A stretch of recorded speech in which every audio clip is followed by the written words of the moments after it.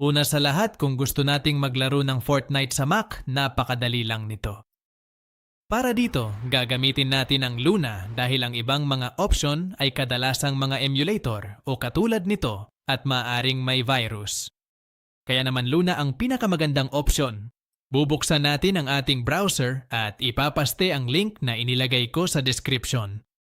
Ngayon, i-click natin ang libreng pagsubok at tatanungin tayo tungkol sa paraan ng pagbabayad dahil kahit hindi tayo sisingilin ng anumang halaga, kailangan ito para ma-activate ang libreng pagsubok.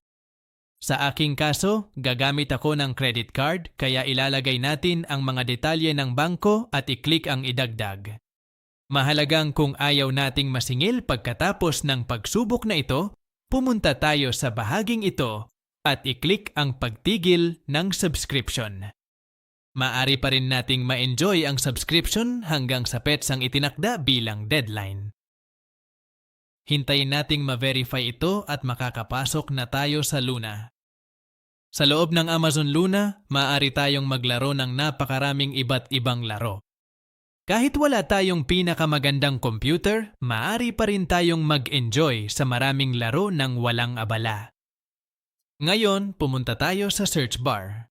I-type natin ang Fortnite at i-click ang play. Hintayin nating mag-load ito at maaari na nating laruin ang Fortnite direkta mula sa ating Mac nang hindi na kailangan ng komplikadong pag-install.